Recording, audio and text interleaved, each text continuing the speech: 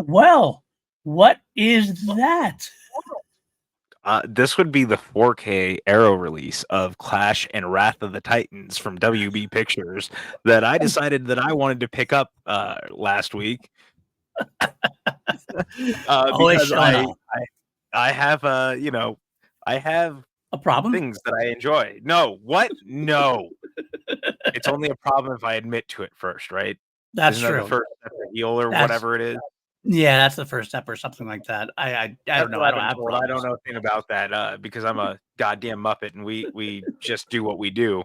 But we're back, baby. Just like John Wick is again. Which don't worry, the movie will remind you that John Wick is back again. Absolutely. We were here last time with John Wick, the original, and we gotta address something right off the gate. PJ, we did not actually rate the movie last time. I thought our words spoke for themselves. We got to the episode, I downloaded, I started putting up, and I went, oh my God, we never did rate it. But you are right. I do believe it was pretty clear what our thoughts were on this. And, yeah, we hate that movie, obviously. 0 out of 10. No notes. Absolutely. Well, I think you know us by now that we're bullshitting. It was a perfect movie. 11 out of 11. No notes given. 0 notes. 0 note. 11 out of 11 for both of us.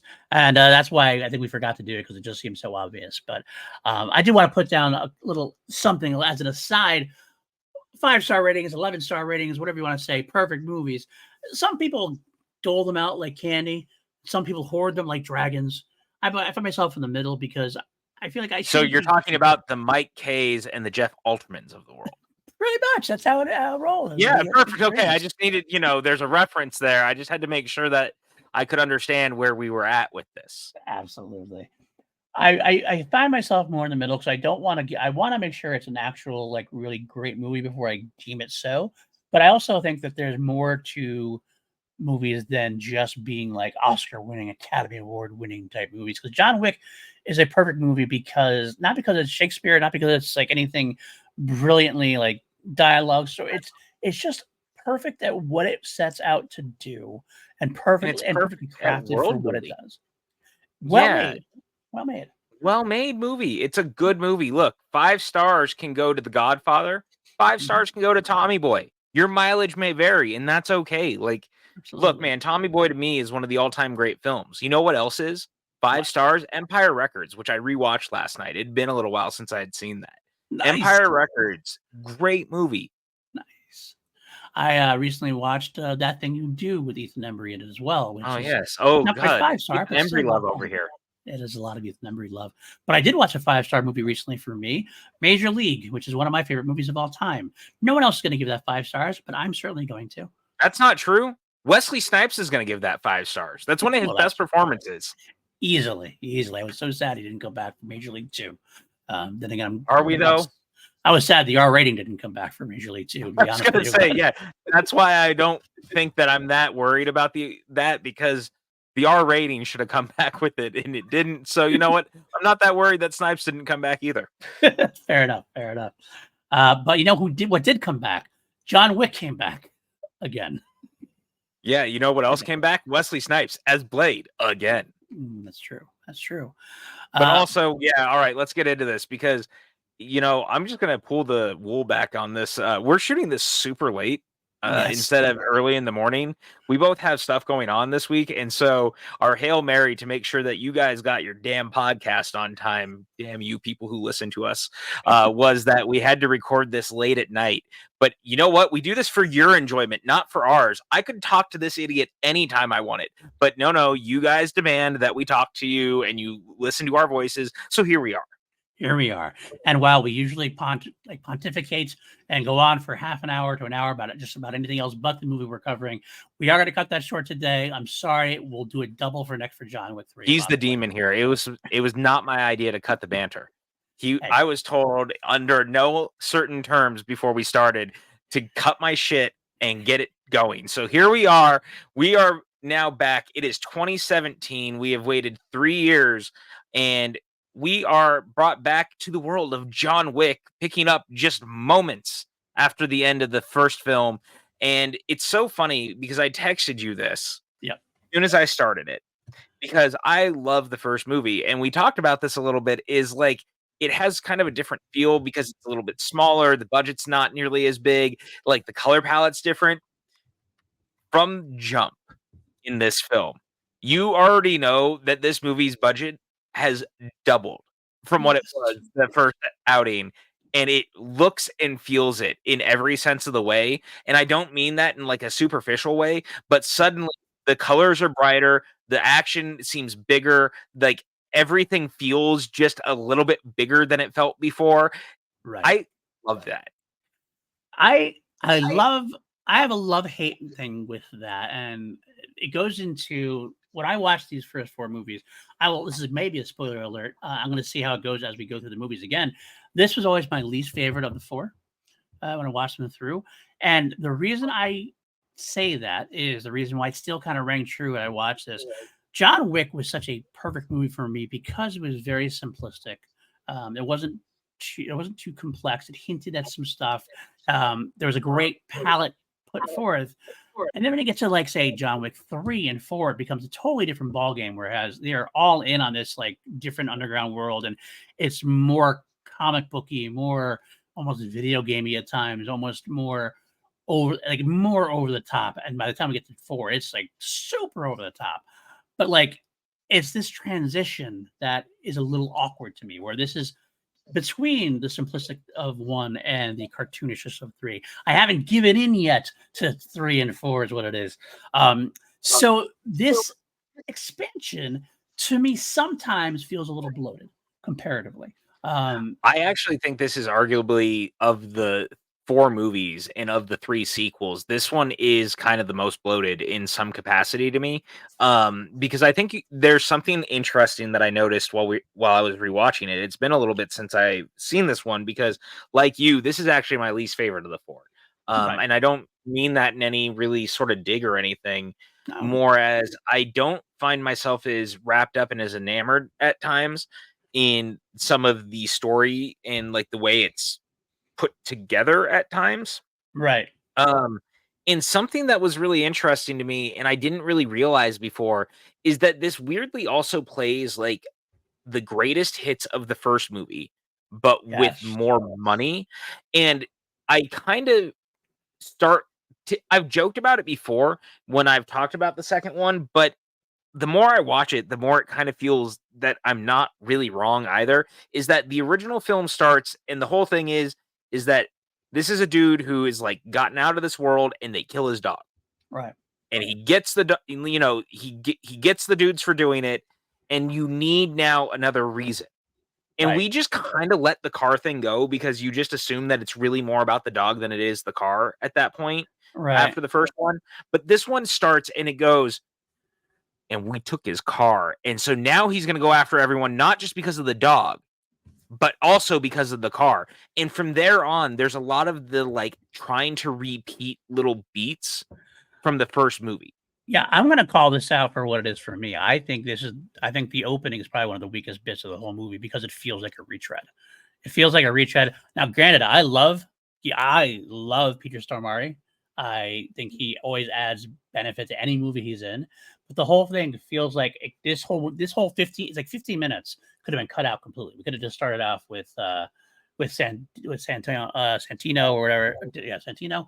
I think that whole thing could have started off with that because the car thing too, it feels like this whole thing, it just felt like this like epilogue or almost like this was a short film that they showed somewhere else that's not really even attached to the rest of the movie to a degree. It's funny because I hear what you're saying, but you know what it is? Wow. It's the opening of the Friday the 13th films, but instead of doing it with footage that re-explains to you what happened, they Right. give you new footage Right. that also, like, tells you what happened and who he is.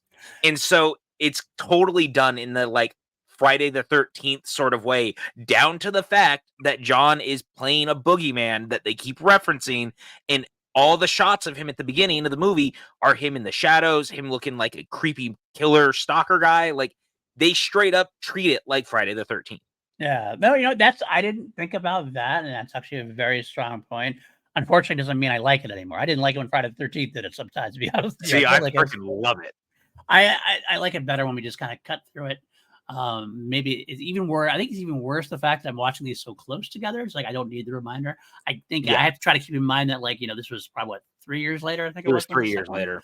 So maybe a nice reminder is needed to kind of like nod to this is who this guy is. Just remember this guy you liked and everything else. I couldn't help but feel like, well, it almost made the first one like wait, because at the end I kind of forgot about the car too. Like at that point, Yeah, you got the friends to talk. You're like, oh, he never did get revenge for the car. I guess okay. Maybe you're trying to make up for that now. Okay, but it just feels unnecessary. That's what it feels like to me. It just feels like an it unnecessary add-on to it. it does, and I also wonder if it was originally, like, more of an intent to end the first movie that way.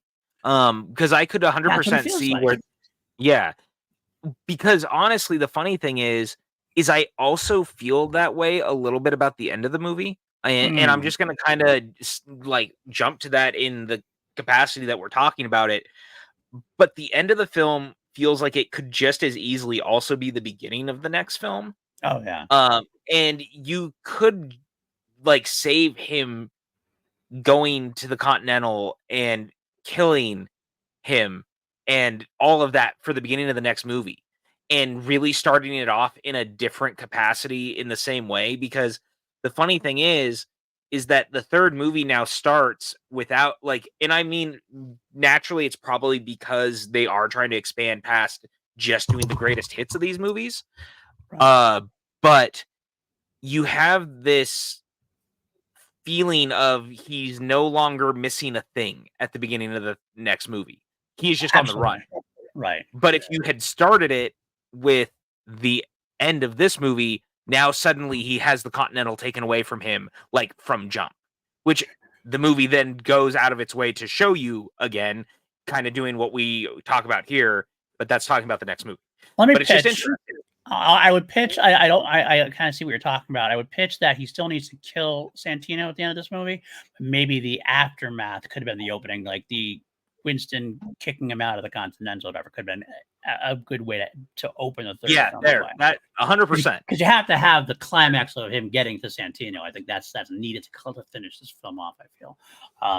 But I do know what you're saying. I do, and I like what you're saying.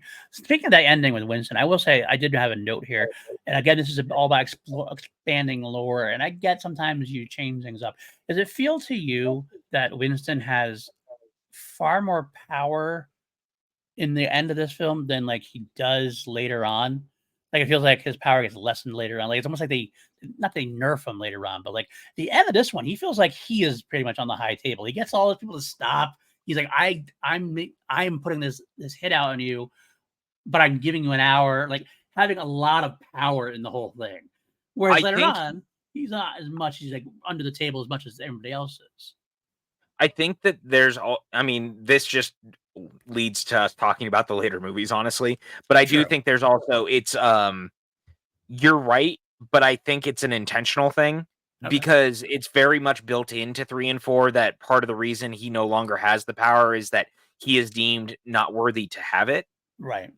Which is leads to the end of the third film. Again, like that's another movie that we'll get to with Yeah. all this, but it you're right, but it's done intentionally.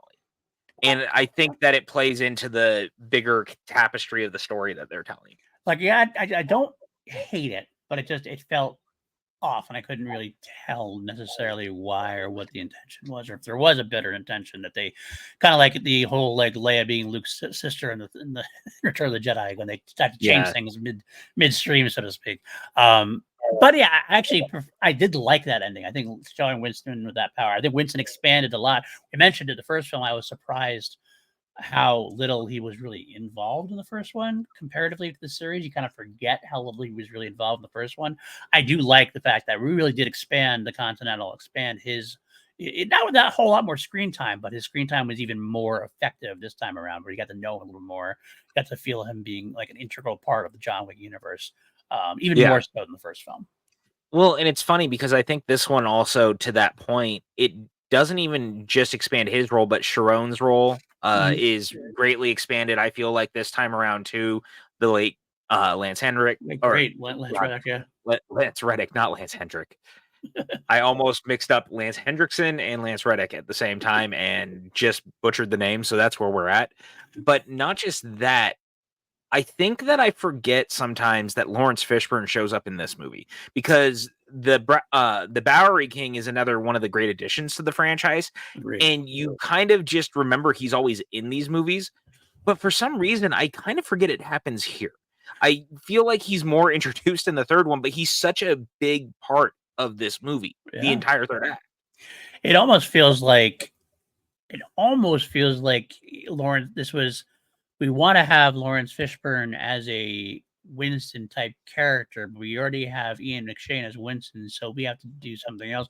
But they're already expanding the lore at this point. I find it better, a little bit better done in the third and fourth ones at that point because he's already established. You feel comfortable with him. But I do love what he does in this film. I love his performance. His performance is very fun, very well. It's so clearly written for him too, 100%. Which is what I love about it because it's very Keanu just wanted to work with him again, and I like that it's very clearly written for him to be like full Lawrence Fishburne. Right, 100% full Lawrence Fishburne. Even more like, I mean, it's not like he's in no way is he like reprising Morpheus. Thank you, Morpheus at all. Like you'd think that getting Keanu and Florence together, but no, he does a completely different, cartoonishly over the top kind of character. But he has a heart still. He still has that kind of deep heart. You know what he's about. You like him. You want to see more from him.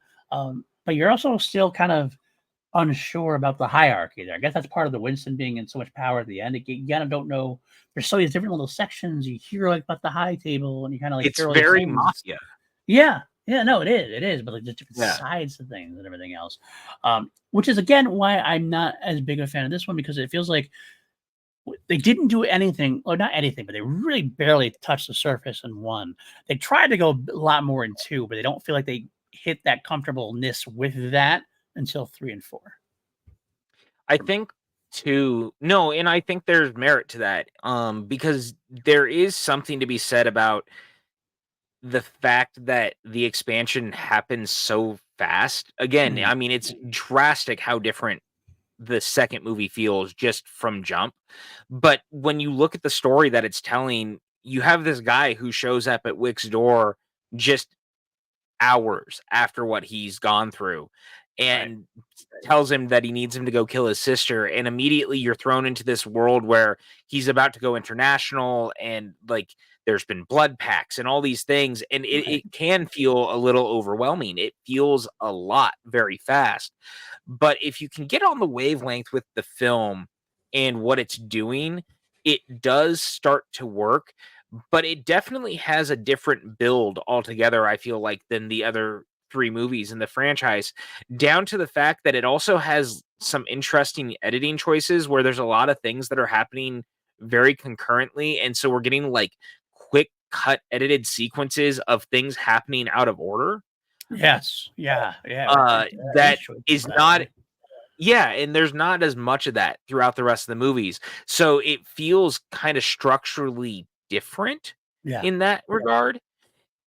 But I also love it because it does the thing that I want these movies to do, which is expand the world. And I like seeing these new characters, and I like seeing the world literally opening up to us, which the biggest problem with the movie is honestly the stuff in Rome. The stuff in Rome kind of brings the movie to a halt in a lot of ways, because we don't really get a lot out of these 2 family members that he's kind of caught in the middle of the D'Antonios. Right. We don't get a lot out of them. We just know that one has the blood pact with John. He wants his sister's seat at the high table. And I mean, it's a very basic thing that we need to know. They set it up right away and it works.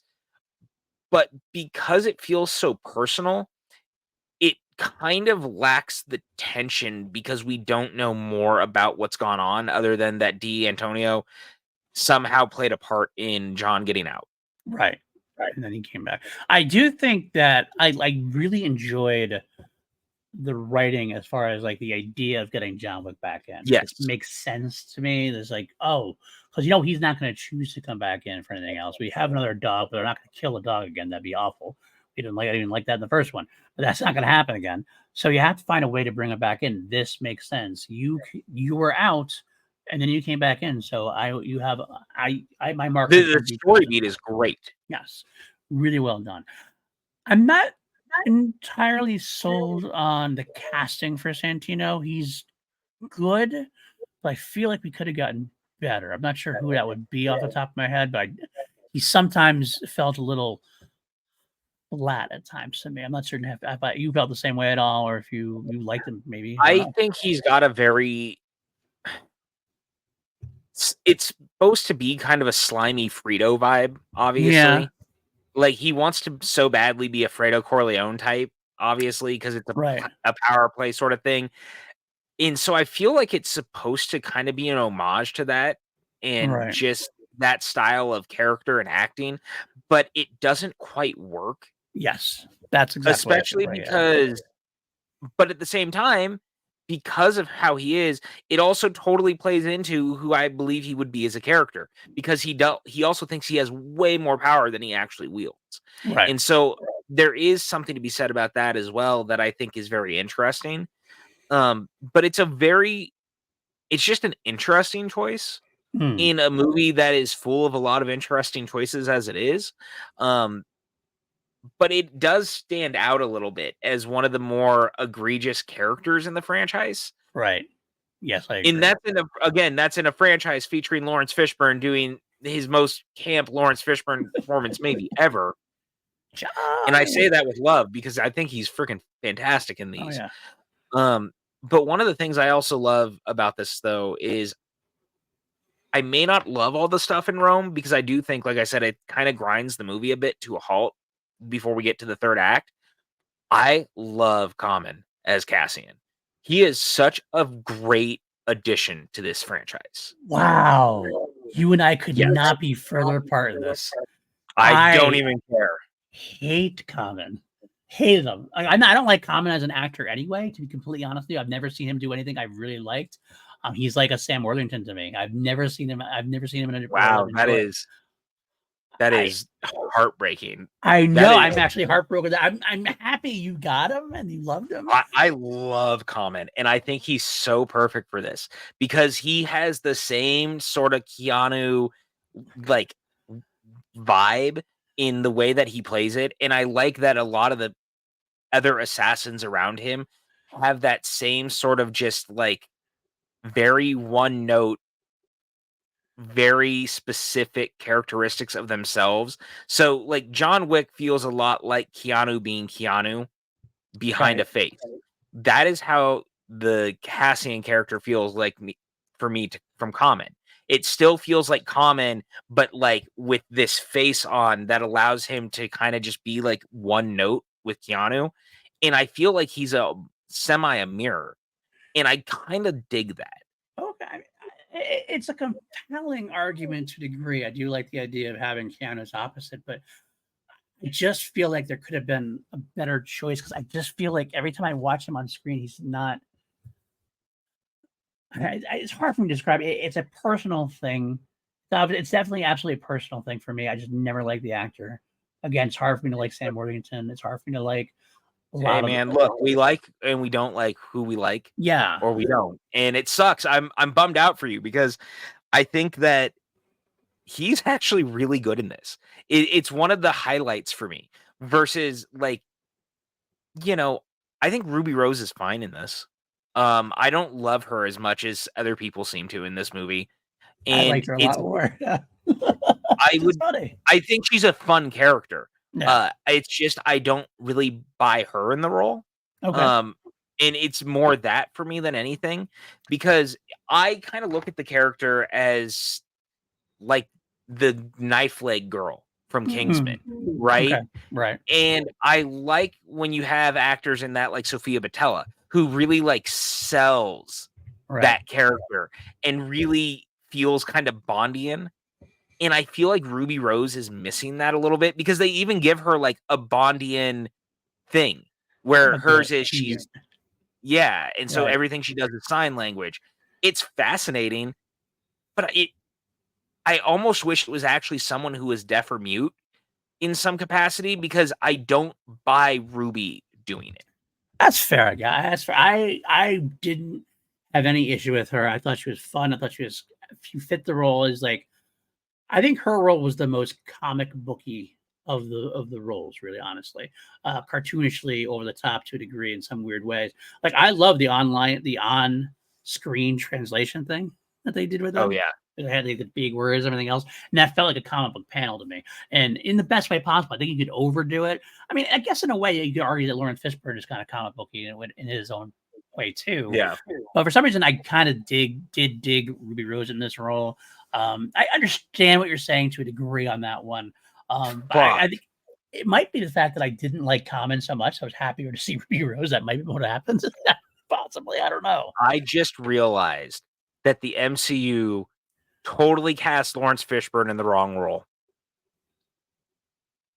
That man should have 100% been in the new Otto Octavius.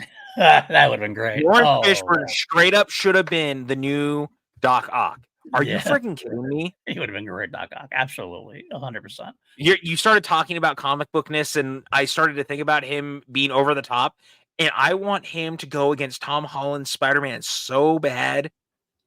Absolutely. I thought he was wildly miscast as Bill Foster. I didn't like him as I mean, I love him, but that's just not his role. That's not the kind of role you want Lawrence Fishburne to play. In Ant-Man and what was it Ant-Man 2, Ant-Man Yeah, Ant-Man and the Wasp. Ant-Man and the Wasp. I couldn't think of the title. I would love to have seen him as an over the top villain like that. That would have made my day. I love me some Lawrence Fishburne. I know, that's why I'm sitting here thinking about it now, because you got me all going down. Man, who else could he have been in a comic book movie? And man, that would have been good. He also would have made a really good Two-Face if they had decided to, if they couldn't get Billy D. Williams back for Batman Forever for whatever reason, they really should have gone to Fishburne. Fishburne would have been a great. I don't know if Fishburne at that time had quite made. He wasn't quite as Fishburne-y yet, if that makes sense. I still think even then he could have done it though. He could have, but I think later Fishburne would have taken it with the. I think he almost would have taken it too seriously back then to a degree, whereas like now he would have taken it with the proper buffoonishness, over the topness that he could have done with it. But either way, you can still do it now. He could do it right now if he wanted to. Two-Face would be a great role for him as well. Absolutely. Over the top like that. Oh, it'd be great. It'd be great. Great. But I just really love Lawrence Fishburne, and I want that man to keep working. It's so funny because we're watching Blackish right now for the first time. I have never seen it until now, which is funny because I love Anthony Anderson. I love a good sitcom. I love Lawrence Fishburne. It's got a great cast. Fishburne is so good in it. Is he? I never watched it, so I don't know. Dude, so he's in like the entire show. He's one of the main characters. He produces the show too, but he plays the grandfather that lives with them. And he is he's Anthony Anderson's father, and he's awesome. You should check it out. It is so much fun, and I'm enjoying it so much, but it also allows Fishburne to be Fishburne at his most Fishburne-y. Right. That makes sense. Makes absolute sense. I maybe we'll have to check it out because I could always use more Fishburne in my life. I'm not quite honest. So, yeah. So going back to I like Ruby Rose. I like to talk about the other characters we got. Speaking of like the comic booky feel to it, we did get you mentioned the bit of Rome where he gets to go through all the different things with the tailor, and I want to point out specifically how much I love Peter Serafinowicz as the sommelier. I could not picture a better job in such a small role than that particular performance. I loved it. Yes. Not just that, but like we also cannot overlook the man who runs the Continental in Rome. Yes. Is Franco Nero. Yep. Django himself, the original Django, as it were, playing Julius. And what great casting to go after the Ian McShane casting, because they feel like such equals as a presence. Similarity. There's definitely that similarity, that kind of that grizzled kind of, but eloquent vibe to it as well. And he feels just like it's like almost like, oh, it's Ian McShane in Italy, pretty much, but not Well, quite. and it's so funny because there is a moment in the movie that he really does kind of deliver on that, right? Yeah. Because once Common and Keanu have their big fight on the rooftop, they go through the Continental's window. And as soon as they go through the window, he is right there. And he goes, "Gentlemen, do I need to remind you that there will be no business to be conducted on Continental grounds?" It was Good. well done. Yeah. Now I think both of you should go get a drink and cool off. And it's just such a great moment. Yeah. And I really love the way he delivers it. And even like when Keanu shows up, right? And he goes, "Are you here to kill the Pope?" And he's like, "No." And he goes, "Okay, well then here's our best room in the hotel." But he was so worried that he had been sent there with a marker to kill the Pope of all Right. things. I love that. That's so funny. It's funny you say It's that. such a great bit, and it really works. It really does. And I do like that moment too, the blood thing, because I do like, even though I didn't like Common as much, that was my favorite bit of Common, I guess you could say, was that particular tone where they kind of just stand up. You're like, gin, yep, bourbon, yep. They Yep. kind of go have that thing together. Yeah. It's nice. It is a nice connection that way for sure. For sure. I will say I will give one more piece of credit to Common, but it's not really for him, but the way they shot it. I love me the slow walking shootout between them. Yes. They're like, Yes. they're in the crowd, they're still kind of just taking pot shots at each other. Just like, it's perfectly delivered. Their facial expressions are perfectly delivered. They're intense, but like soft at the same time. I can't even describe how it is. It's like a soft. Honestly, they both look like they're trying hard not to laugh because they know how absurd it is. How ridiculous And it is. Yeah. it's one of those things that I think this movie does really well, and I think they have since the first, is the franchise has a very good sense of humor of itself. We talked about that last time. There's a lot of humor built into these movies, Yes. in the absurdity of it all, and they really lean into it, and that's one of the better moments of it, honestly. Yeah. 100%. And again, because this movie weirdly feels like the building block to what it will later become, and it's trying really hard to be earnest about what it's doing while also trying hard not to wink at the audience while clearly winking at the audience. So there is a little bit of a tonal kind of whiplash for stuff like that throughout it. And Right. it's interesting too because a lot of the stuff in regard to that is that everything from like the second half of the second half on feels like it's totally like just kind of winking with the audience and having fun with everything. Like we already know clearly that Chekhov's no blood in the Continental is going to be spilled by the time this is over, sort of thing is a thing. But all the stuff in Rome weirdly feels kind of toothless because so much of it is in like dark tunnels and you can't really see it as much. And it feels like a section of the movie that needed a little bit more of the bigger budget that they had to give it a little bit more of that flavor that the rest of the movie seems to have. They could have cut out the beginning and give the budget to that. That's my own personal thought. Speaking of the winking things, the two winking things I did notice that I really liked. First of all, I could see where somebody might not like it, but I thought it was funny we get the pencil sequence. We actually get We do get the pet. He kills two people with pencils, right? Of course, and that's one reason I like Stormare, by the way, in the beginning, because he actually retells the pencil story again. But because it's Stormare and his delivery, that's what makes it work for me. Wait, the fucking pencil. Yeah. The other one I want noted, it was during the whole fight. It's an over the top sequence in Rome at this point between Common and Wick. And at one point, you're in the train tunnel or wherever they are, you hear in the background, "Oh, if you see something, say something." It's like, please report to the police. Anything. It's like, are you kidding me with what's going on right now? Like, how is the police not being there already? So ridiculously over the top. It's like, it's like, how can it happen? Well, I mean, one of the best moments at like once Keanu stabs him when they're back in New York and they're on the subway, the first thing that happens when he stabs him and puts him down and he goes, "This is in your artery. If you pull it out, you're going to die immediately." And then the announcer goes, "This is the end of the line."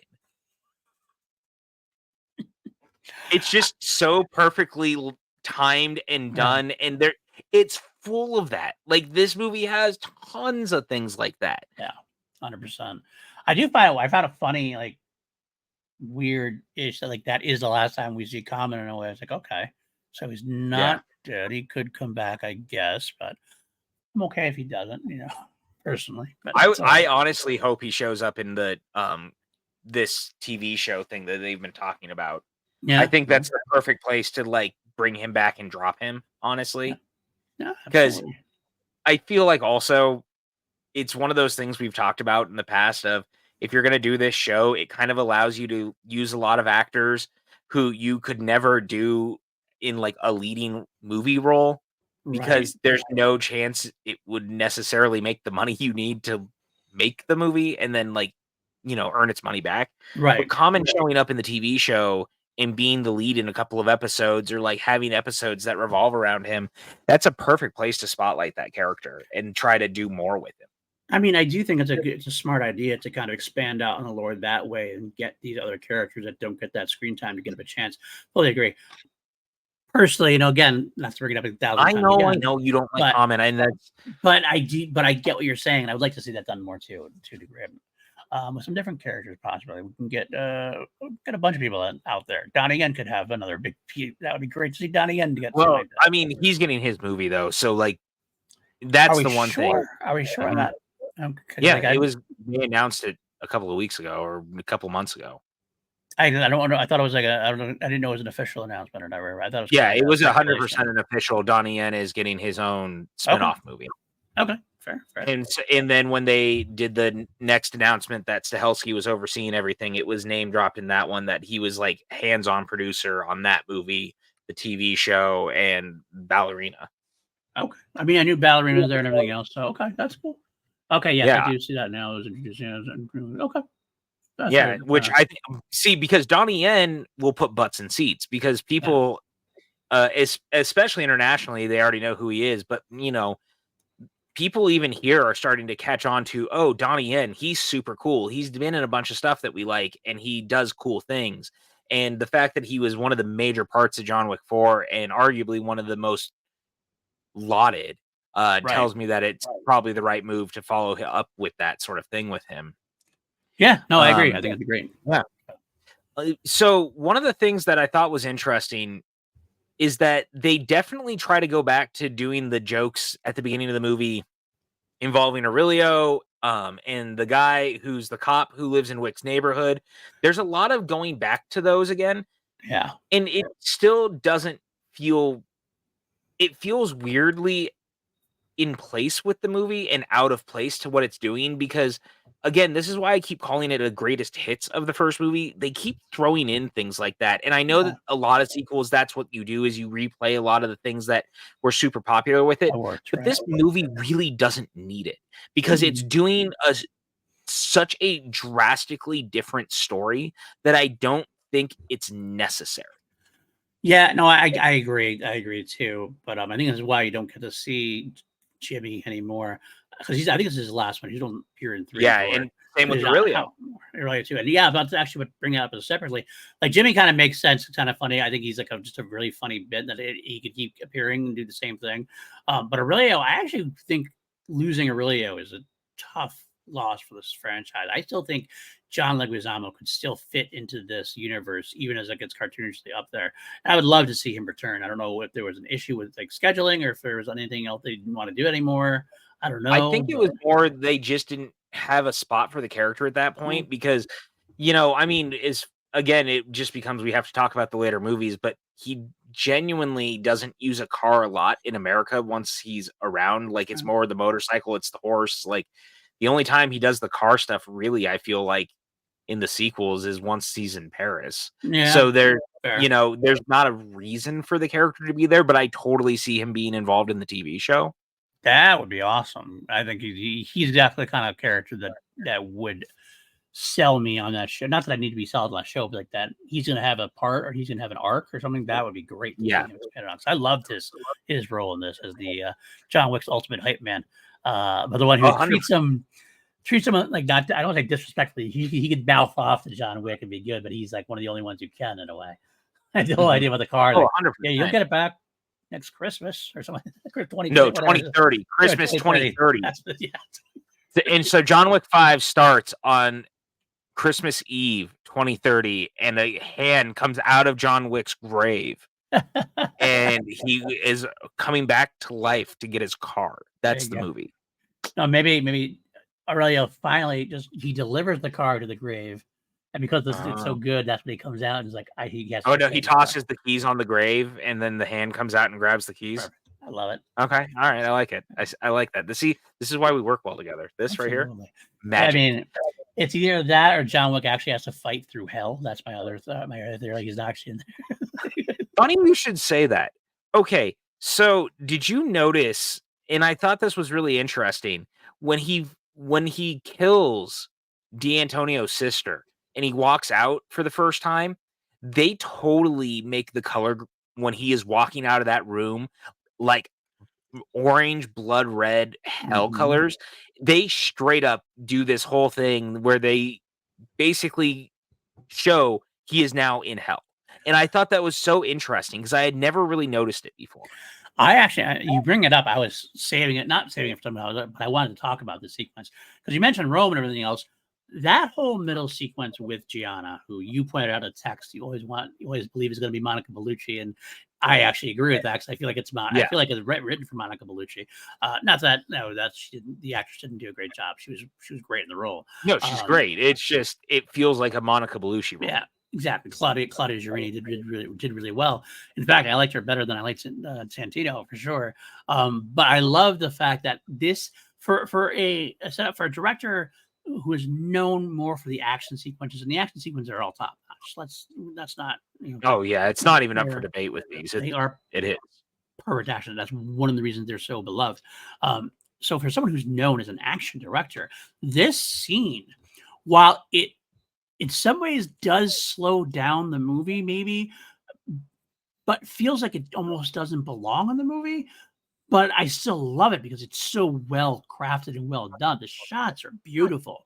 The imagery is beautiful. The color schemes are beautiful. And that slowed down pause really works for John's character, I think, at a moment where we kind of need a little bit of a pause potentially. right. But it almost feels like, are you directing the same movie, or do you have a feeling to direct something else at this point potentially? But it works beautiful. I love the sequence, despite because it really works for me.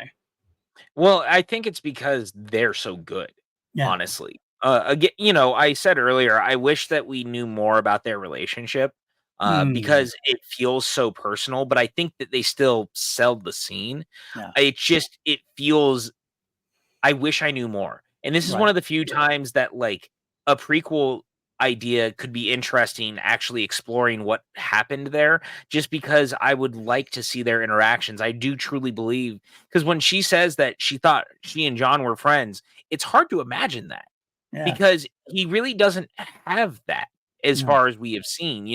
Everyone is kind to him in some capacity, but I would even argue that a lot of the times even Winston really isn't his friend. No, he's a father figure, if anything else, not a friend. Yeah. So it's one of those things that it's so curious, and the way the sequence is done is fantastic because when she cuts her wrist and he's like, "What are you doing?" And she was like, "I lived my life the way that I wanted to, and I'm going to end it the way I want it to too." Not Like, you. yeah, not you. It's a really serious, really somber note in the middle of this movie, but it's so well done that it really does land. It just feels so odd. Yes, exactly. It's hard to describe because, like, I love it so much, but at the same time, I can't help but feel like, are we in the same movie at this point? What is this here? Why is this? It's like there's a John Wick Chapter 2 stops here. We have this other movie for about 5-10 minutes, and then I go back to John Wick. Yeah, and then once he walks out, he's now like deep in the bowels of hell, which I think is still very cool. Don't get me wrong. It's just 100%. I also just wish that so much of it also wasn't in the dark because it just feels so unnecessary. It makes it I don't love dark action sequences anyway because it's already hard enough to tell what's going on if you don't film things the right way. It's more frustrating when you can tell that this is being really nicely shot and I still have a hard time making out what's going on. That's why the museum standoff at the end is far more in line with what Yes. we see easily. I mean, and I guess that's why you saved that one for the end, right? In a way, you have to have the big bright finale. I agree. It's kind of a strange thing to do in the middle of the film, make it so dark. So, and I guess it's supposed to be trying to say something metaphorically, potentially, like you said, in the depths of hell, things like that nature. But it does feel a little off for me. And it does slow It's down. just an odd choice. Yeah, Yeah. it is. It is. But I still think it ultimately works. It's just Yeah. it feels weirdly at odds with the rest of the movie, and that's why I feel like the whole Rome sequence, obviously it needs to be there because it's very important to the overall part of the story, but it just feels so weirdly detached at the same time because Yeah. it feels so separate from all the stuff going on in New York in some Mm. capacity. Mm. There's an argument to be made that at times that leaving New York is not always the best for these movies either. Mm. Which is funny because I really love the fourth movie and it's almost predominantly all over the world. Right. Yeah, But that's the biggest. there is something so nice and so simple about all the times when it's just set in New York. I agree, and that that leads me to the Yeah. thing. I love the simplicity of that first film being where it is. It's like your friendly neighborhood Spider-Man versus the Yeah. galactic swinging Spider-Man that we get later on. Same thing, same type of feeling for me. I feel like John Wick should be kind of a friendly neighborhood John Wick, and maybe not so Yeah. friendly, but I mean, he's always friendly. He just true. shoots people a lot. a lot. A lot. I wanna bring up something real quick. Like you mentioned Ruby Rose earlier, and even though I liked her better, I understand where you're coming from as far as the actress goes. There's one sequence in specific which I actually really liked, but it did cheapen her for me in a way. And it's the one we talked about a little bit with John Wick and Common at the Continental Bar. And it's like having her in the background there, and then Common leaves, and then she comes up and says something to like John. It feels a little Yeah. like Scrappy Doo. Yeah. In a way. But in a way, it kind of feels like that actually fits with her relationship to Santino, who is the Fredo character, who is not as powerful as he thinks he is, kind of thing. I guess it does fit magically that way. So it's funny. The more we talk about it, the more I realize their characters really are supposed to be like the B tier villains, right. and so in that capacity, they both are doing splendid. Like they're both so good in the role. They're good at playing it in like the very callous, over the top, really thinking they're tougher than shit, but they're really just shit type characters. I guess that's what makes it a little bit lesser in some ways because a hero is only as good as their villain. I mean, the villain is the cowardly B level type villain. It doesn't feel like it's as imposing, although they do a good job of making it a worldwide thing. So I guess that's where it partly comes in. It's hard to say. It's because I mean, I would argue that the next two movies have a much better villain each, 100%. in the same way that I think the first movie has a much better villain.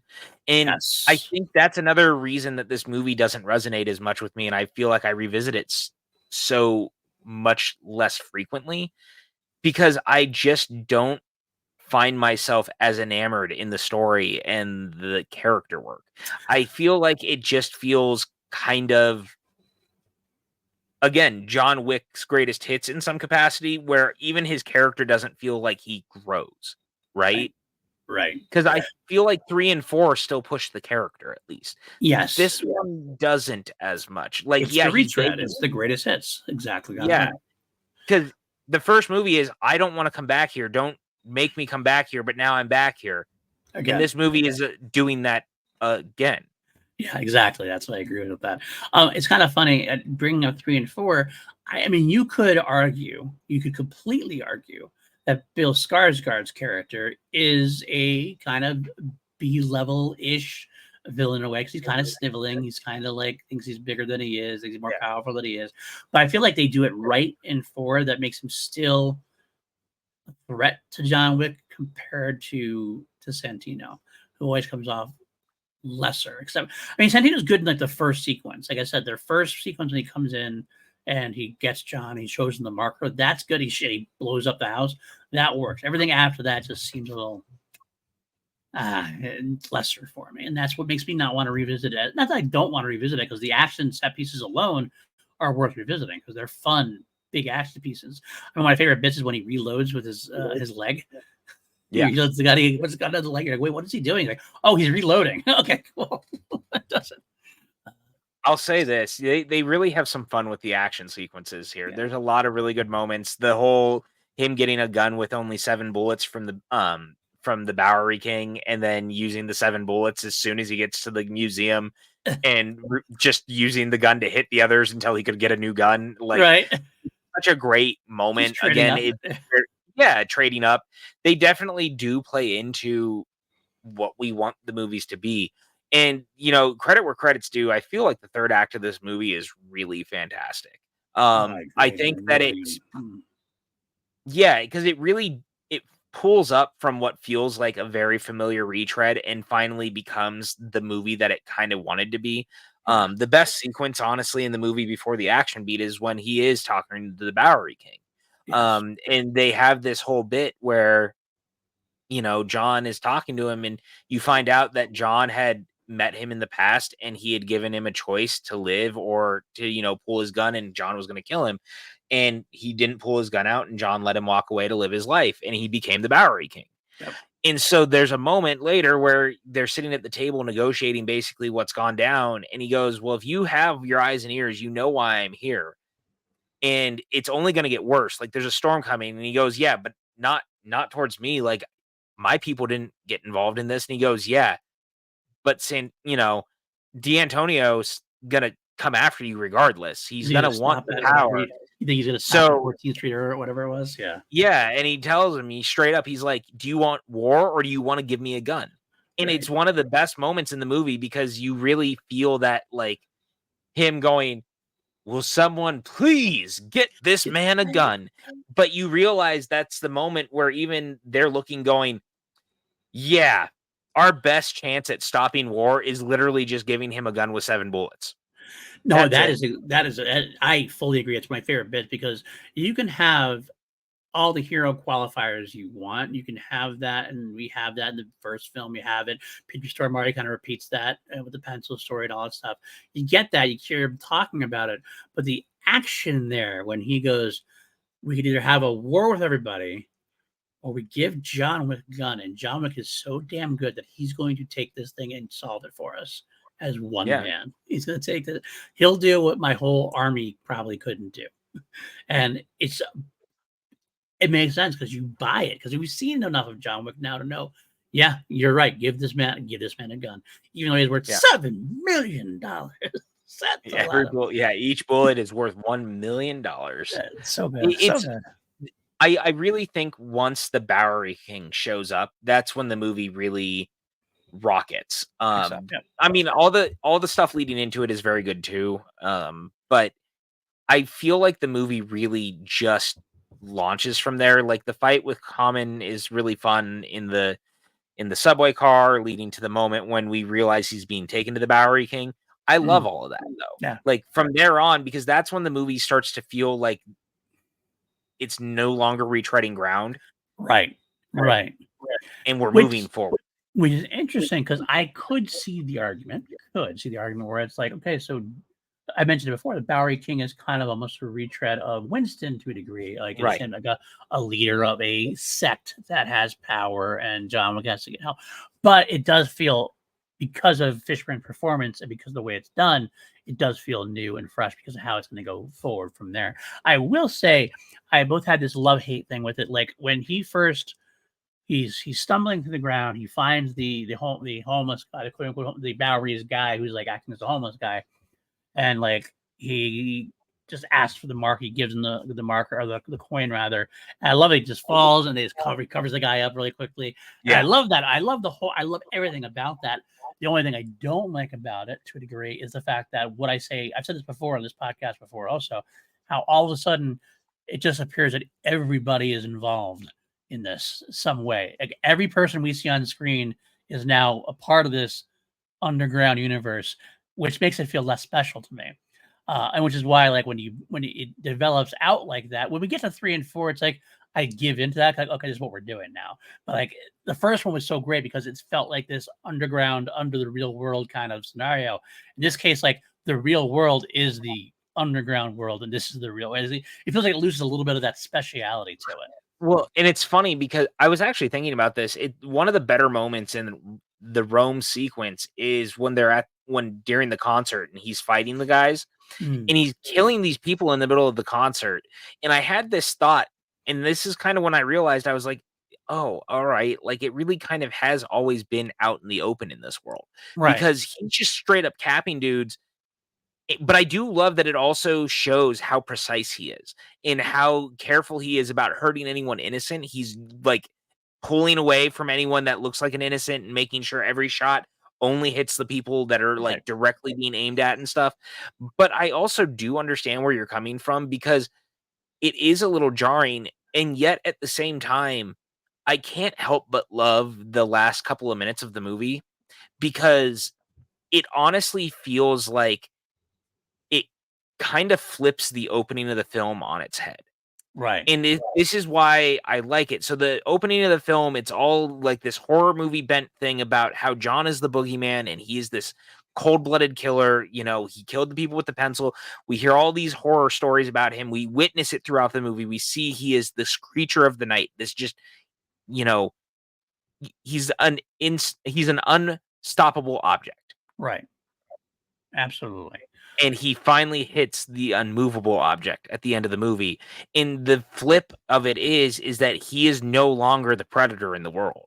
Right, And everyone around him is actually the predator. And I actually really love that because I think it, in some capacity, yes, it makes the world feel really needlessly big in some capacity.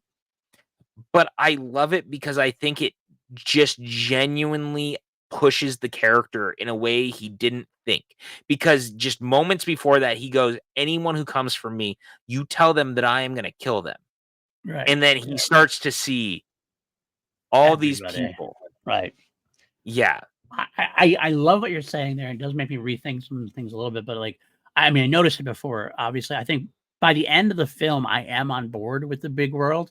It's getting there. Sometimes I'm like, okay, but the character does need that shift. Otherwise, John Wick Chapter 3 would have been like another retread, a more Right. tired retread for me. And I'll make the argument. I know you disagree with this, but this is my own personal. Like Back to the Future. I love Back to the Future. I'm one of the few that likes Back to the Future Part 2 better than Part 3 because by the time Part 3 rolls around for me, it's like we're getting the same joke a third time, a few too many times for me. And I still love Back to the Future Part 3, don't get me wrong.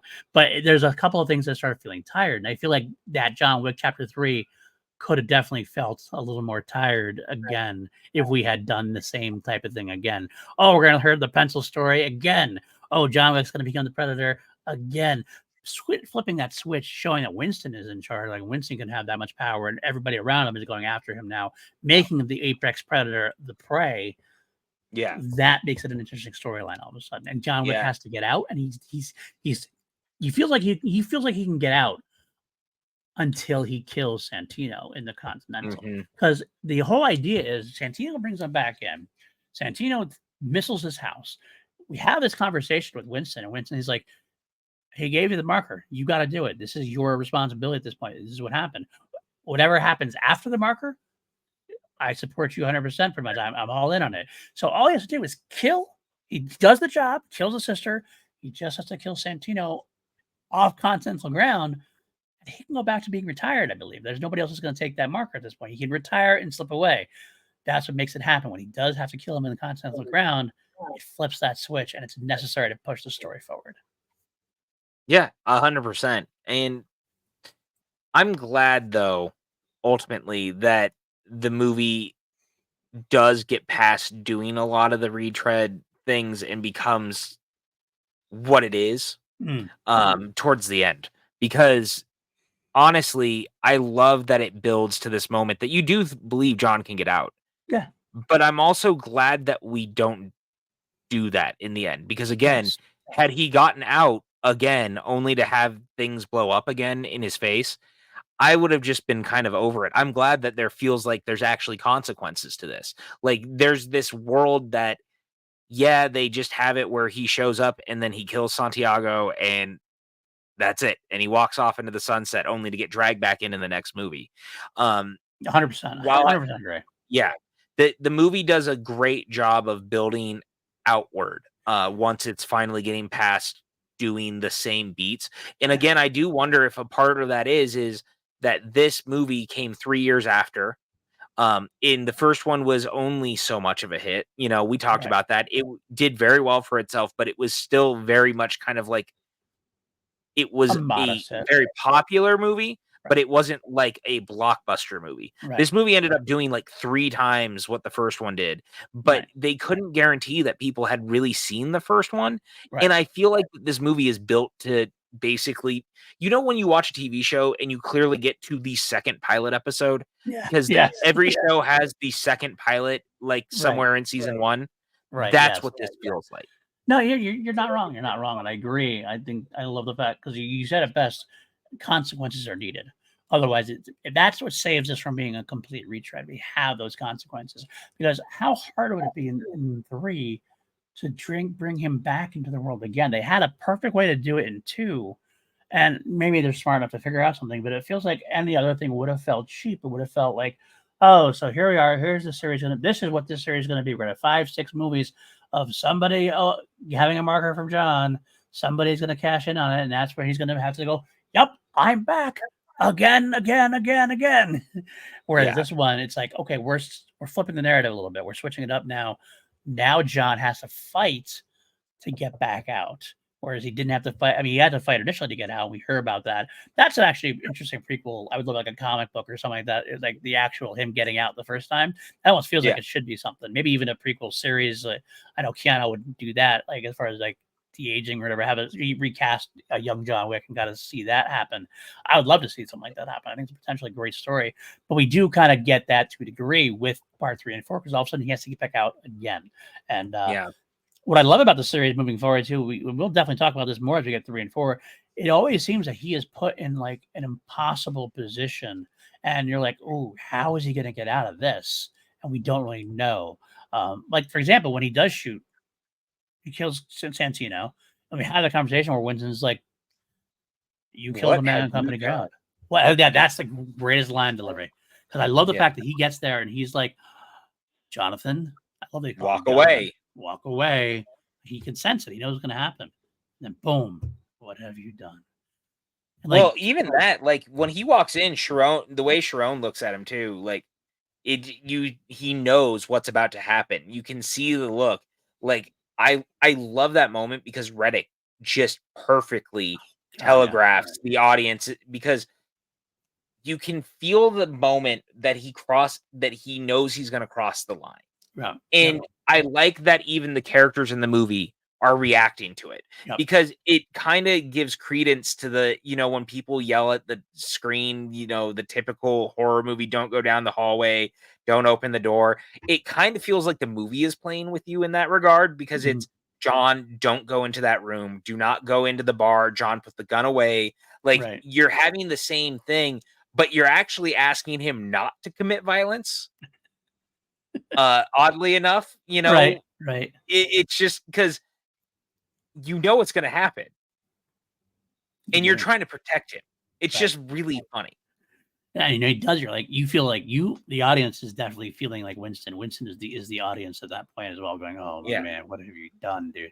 And I gotta say, I love the fact that Winston is powerful at the end because it makes the sequence earlier when Winston and Santino have their conversation even that much more powerful. That Winston is so powerful, yet even he fears Wick to a degree, like in a way, like a healthy fear. Like I love the idea is like, you blew up the man's house. What did you expect was going to happen? Hey, like I love the fact he's like, I want his membership revoked. He's like, you have no power here. You have nothing. He did nothing wrong. And then that's what it is too. He's done nothing wrong, and that's what's going to lead up to the point where he is going to do something wrong, and that flips everything on its head. Yeah, I think that the last 20 minutes of this movie, honestly, is just on like impeccable. And that's the stuff that really works for me, down to just these moments when they're out in public.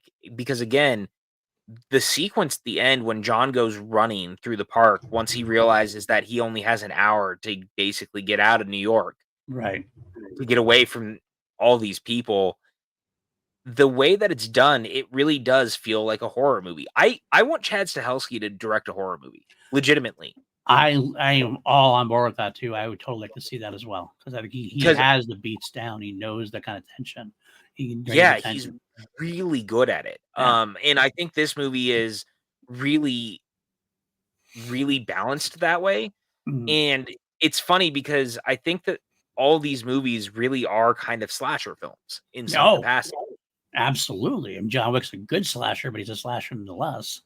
Right. And I think that it's very clear that they also like horror movies. So Yeah. I would love to see him do something, even something like action horror-y, Yeah. could be super fun because the guy clearly has skill for it.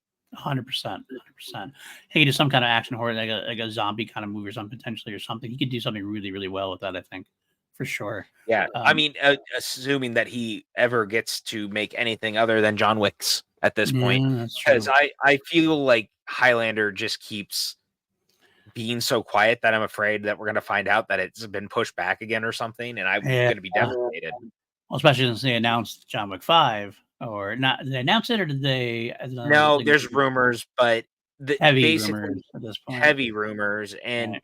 there's been heavy rumors too that Highlander may be pushed back again, Yeah. which is playing into those rumors. Yeah. I genuinely hope that that's not the case, but we'll find out. I was thinking about this. The more I think about it, and I mean, again, we'll get to it when we talk about 4.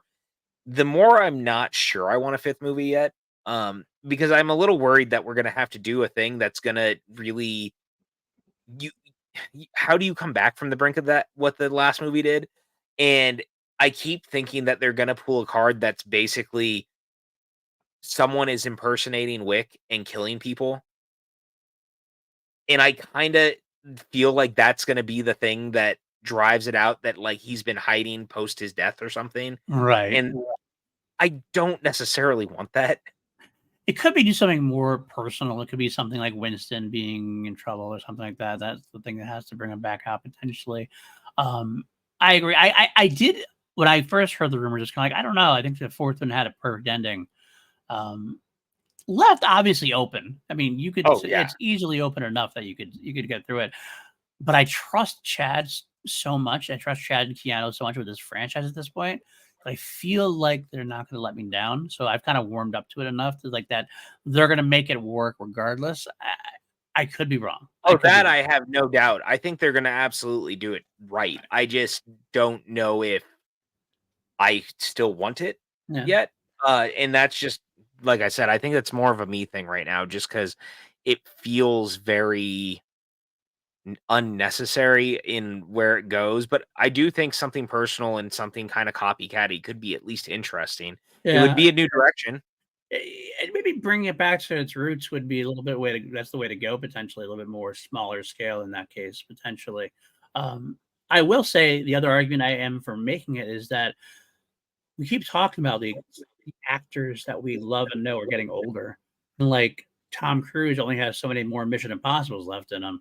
Right. And Keanu's not getting any younger either at this point. How many more John Wicks could he possibly do?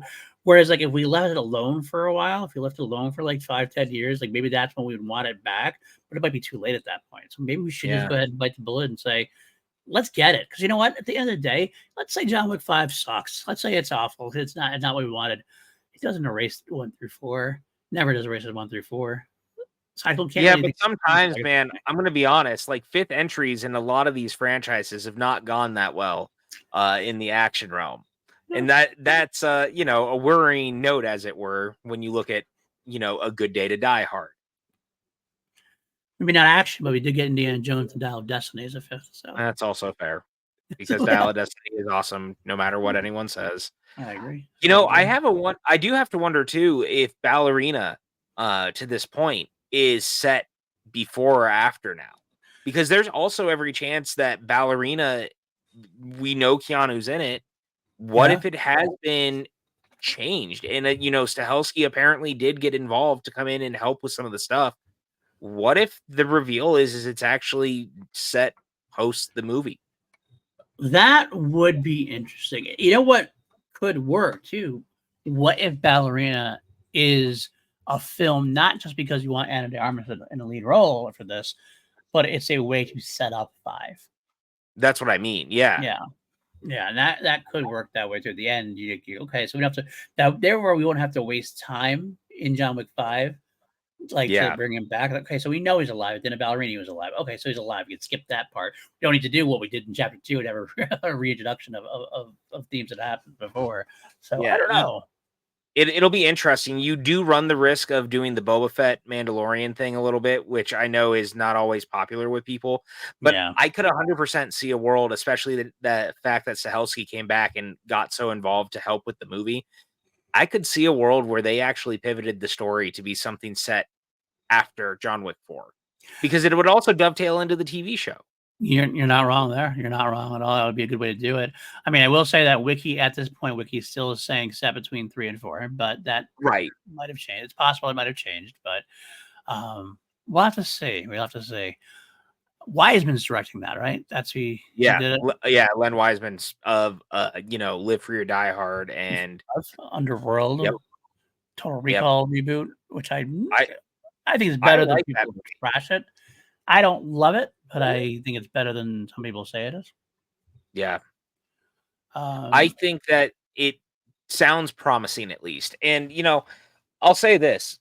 This is the film that allows that movie to exist. This is the film that allows a lot of this stuff to start to be a thing. Because if it's not this, if we don't accept this movie's growth, right? And the way it's expanding the world, yeah, it's kind of not always the most comfortably done. Yes, I think it definitely has some growing pains of how are we going to move the franchise forward, but I think it does it well enough that it actually allots for these to exist. And I think that's really, really cool. Yeah, I think I mean, looking at the whole thing, like, I feel like John Wick has always been ripe for expanding, and we haven't seen a proper expansion yet. So I'm actually excited to see this. I know the Continental happened, but we know that's kind of not its own thing, and not it's Yeah. denied by them pretty much at this point. But we have our final time with Lance Reddick in this film as well. So right there, that alone makes it a good selling point for me. Can't wait to see it for that because I loved Lance Reddick in this. Of course, Ian McShane's in it as well. Keanu's in it. I love the fact that Gabriel Byrne's in it. I think he's a perfect kind of actor for this kind of movie. This Norman Reedus too. Norman Reedus, and that's an interesting choice for that too. It's gonna be And I think he might be the villain, honestly. I mean, it says that Gabriel Byrne is the main antagonist. I bet Norman Reedus would be like the henchman type, the top henchman type kind of thing, maybe like the Ruby Rose to Santino kind of thing, potentially. Bringing it back to John Wick too.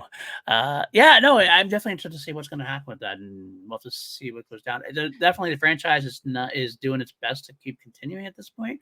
I think that's for the best. I think worst comes to worst, they eventually will get petered out. We'll be done with them, but for now, I'm still happy with more. I'm so happy to expand on our 2 Mediocre White Dudes on film, doing more John Wick franchise. Yeah. Look, man, as long as they keep making them, I'm gonna watch them. I like the world. I like the characters. I think that they offer a lot. And again, I would argue that for all the problems I might have with the second movie, I think that it's not quite edited as well as the first one. I think it's a little bloated at times. I think that it definitely has some growing pains in trying to find its footing in expanding and moving forward while also trying to somehow pay reverence to the first movie that's not even that old to that point. But I think that ultimately, all that being said, I still really like the movie. Like, it's so fun. It's, I can be hard on it all day long, but the truth of the matter is a good John Wick movie is much better than most movies. Bad pizza is still pizza. That's what I was saying. This isn't even bad. So at this point, right, exactly. And so, if my biggest concern is I just don't really care for the villains in this one compared to the other movies, I think that's pretty solid, all things being equal. And frankly speaking, I feel like they kind of agree. I think that's why the villain presence in the next 2 movies feels like, they feel earned. They feel like they need to matter as much as John, and I feel like they do such a good job of that. 100%. speaking of that, now we're talking about how much we like it or whatever. This is maybe a chance, unless you have anything else to further. We should probably rank this bad boy. Rate this bad boy on a scale of 1 to 11, because we always turn things up to 11 here on PLD Projects. What do you want to give John Wick Chapter 2? I think this guy gets a cool 9. Okay, it's not that far off. Surprisingly, unsurprisingly, real. I'm not that far off from you. But yeah, we had to be pretty close. I gave it an 8.5. Yeah, see, so working the same thing, and that's despite all of my hesitance about it. It's still that good of an action film. The action is so premier. That's still top notch. Still a top notch action movie by far. So, yeah, I think that's it. That's it, man. That's it. We talked John Wick Chapter 2. You're welcome, Kelly. I hope you're happy that we stayed up late for you. This is for Patreon Kelly. That's right, Kelly. We love you. Thank you so much for doing this, for putting us forward. You know what? It's kind of fun. I don't know if we would have done this necessarily. Like, we would have loved to do it. I'm loving doing it. But because we tend to lean horror, we tend not to jump on these things sometimes. That's not my fault. I have told you before we could do this. That's true. Well, we are starting to branch out. We've done that a few times already. We're going to branch out even further here and there. We got some other. We're going to do X-Men eventually. That's going to be definitely not horror related. We do have some other horror things to get to as well, obviously. So, but we'll get there. You and your stupid nightmare. Gotta finish the big 3. Come on. Oh, gotta finish the big 3. I would like to eventually, though, and I've never said this before, but I would eventually like to do the Terminator franchise, because imagine talking those movies. Because boy, howdy, there is some stuff to talk about across all those movies. Yeah, I think that's absolutely something that's going to happen. For sure. We got the Alien Predator thing we're going to do eventually at some point too. After, except for one of those movies, I'm not watching it. You can't make me. I will make you watch that. I would actually. I am actually more likely to let you convince me not to watch Alien versus Predator Requiem. I'll tell you what right now. Speaking of dark movies that you can't see. Yeah. You know how much I dislike Fede Alvarez? Not once in the time that we've been doing this show have I asked you to do the Evil Dead franchise. Because I don't want to watch that movie again. I just do not care for the man. I'm sorry. I don't. His movies are not for me. Alien Romulus could be the greatest movie of all time, and I still wouldn't want to go watch it. But you'll do it for the show, and that's why I love you for it. What? But you will do it for the show, and that's why I love you for it. Fuck you. You're gonna do 2 mediocre white dudes on film solo edition. Where you talk to the camera all by yourself about Fede Alvarez's Alien film. Can you at least put a cardboard cutout of you up on screen? Yeah, fine. I'll allow the cardboard cutout. You can even give it sound bites if you want it. But I am not watching that goddamn movie no matter how hard you try. Stay tuned, guys. Stay tuned. All right, folks. PJ, where can the folks find you? You guys can find me on all the social medias at PJ Campbell, where I will harass Paul and give him shit time and again for the rest of his life. That's actually very true. That's very true. Uh-huh. You can find me at Paul_Tedesio on the old Twitter. You can find me all over this channel. Obviously, it has my name on it, so that goes there. Got some great content. Go ahead. Real quick. I think the most ringing endorsement of following me on social media is the fact that I keep hearing that, as lovely as a person as I am, my Twitter feed is the worst thing that's ever happened to the internet. Thank you, Christian Harlow. That's true. He loves you and just can't stand your Twitter feed. But that's a typical thing, I think. But find me like I said, all over this channel. Every other week we do 2 Mediocre White Dudes on film. Although we might be doing something special, we can get the working schedule out. We might actually get to do 2 weeks in a row potentially. The 10th and the 17th, doing 3 and 4 back to back if we can make that work. I do have a recording coming up with the next one-offs I'm doing. I'm doing the one-offs with one Chris Clark. And we're going to talk Billy Joel. And that should be a lot of fun there. I do review every other week with Lego. We're hate watching the 2009 reboot. And so if you love, I'm not a very positive guy, but if you want to hear me hate watch a little bit, you definitely watch Lego hate watch. He hates it even more than I do. But we do have fun. We enjoy ourselves talking about it for sure. We do have Crown Jewels still going on every week. We're on the game album. That's a lot of fun as well. I think that is Holy Snokes. Every week I'll do a Star Wars show with Matty Gunner. This week we're doing the prequel trilogy alternate cast. We did the alternate casting of the original trilogy a couple weeks ago. Now we're doing the same thing to the prequel trilogy. should be a lot of fun there. So I think that does it. Could you be doing any more podcasts? I know, right? I still want to do more. That's the problem. I want to do even more. But it is what it is. It is one of these days I'll Real have main character syndrome over here, Paul. Is that what it is? Maybe it might be. But I feel like you have main character syndrome written all over that stupid hat of yours. It could be. But that's it. Like, subscribe, help us fight the almighty algorithm. Patreon.com/PLD Projects. People like Austin Goodell, Brendan Buckingham, great crew. I've got some extra content there, some early releases for this. Yeah, it's a lot of fun. And if you can't, I totally get it. Just hit that like subscribe, comment, all that good stuff to help us fight the evil empire, which is the YouTube algorithm. That's it for this week, folks. Stay tuned again. The 10th, September 10th, we'll be back with John Wick Chapter 3, Parabellum. All right, that's it now. Deuces.